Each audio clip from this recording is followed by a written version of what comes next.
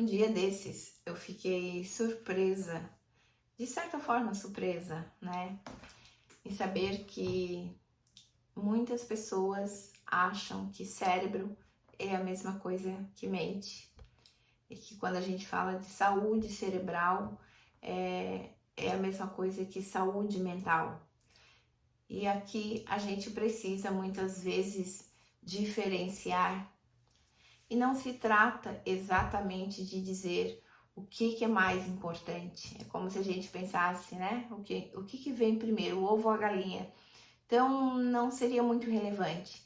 Mas o que seria relevante é a gente pensar que sim, existe uma saúde chamada saúde mental, que é a saúde dos nossos sentimentos, dos nossos pensamentos, que é a saúde da nossa autoestima, do nosso desenvolvimento pessoal, que é a saúde de funções cognitivas, como percepção, memória, atenção.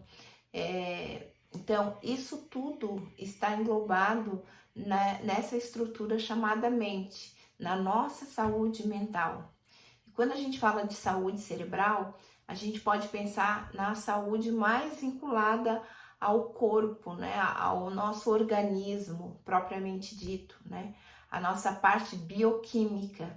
E aí está muito ligado às questões de alimentação, às questões de atividade física, as questões de sono, de água, de sol, né, das vitaminas do nosso corpo, o quanto essas vitaminas elas estão numa dosagem adequada, o quanto essas vitaminas elas estão no nível muito abaixo, então isso gera um impacto direto negativo para o nosso cérebro.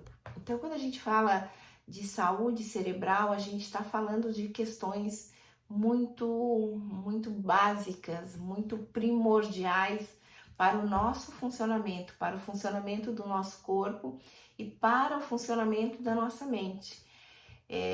Quando a gente fala de saúde cerebral, a gente está falando de processos bioquímicos. E se você fizer uma avaliação, se você tiver numa situação e você tiver que medir, né, quem domina quem, o seu cérebro geralmente, a escolha que o cérebro faz, geralmente domina a escolha que a mente faz. Por isso que a gente pensa o seguinte: vamos alinhar cérebro e mente para uma determinada meta, para um determinado objetivo.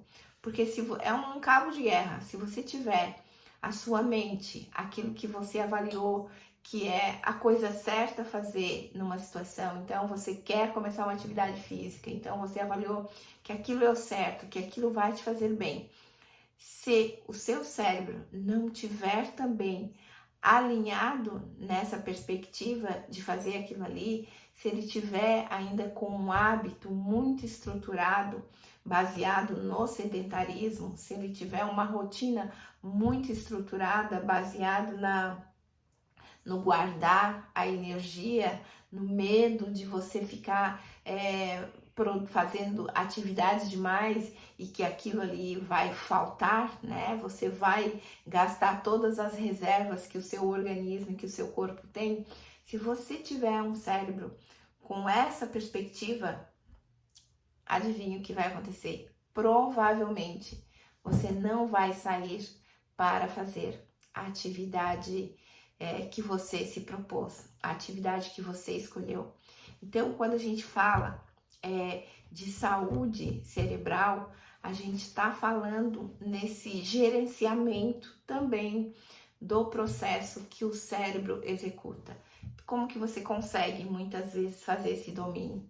Através da respiração, através da meditação, através de mostrar para o seu cérebro que você não vai morrer se você fizer uma caminhada, você não vai morrer se você for para a academia e treinar e queimar tantas calorias, você não vai morrer, porque o nosso cérebro, ele tem uma programação instintiva, ele está programado para nos proteger, programado para garantir a nossa sobrevivência.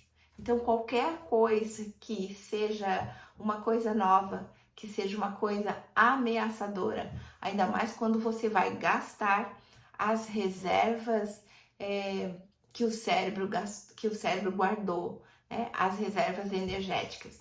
Então, muitas vezes as pessoas não leem um livro, não voltam a estudar, desistem muitas vezes de estudar, porque, claro, estudar é a mesma coisa que também você ter uma atividade física. Você vai consumir, se você lê um livro, se você lê um texto muito difícil, e aí você tem que ler uma, duas, às vezes 3, às vezes 4 vezes aquele mesmo material, aquele mesmo capítulo, para entender, para fazer um resumo, para anotar as principais ideias, aquilo ali também vai gerar um grande consumo energético, um grande consumo cognitivo.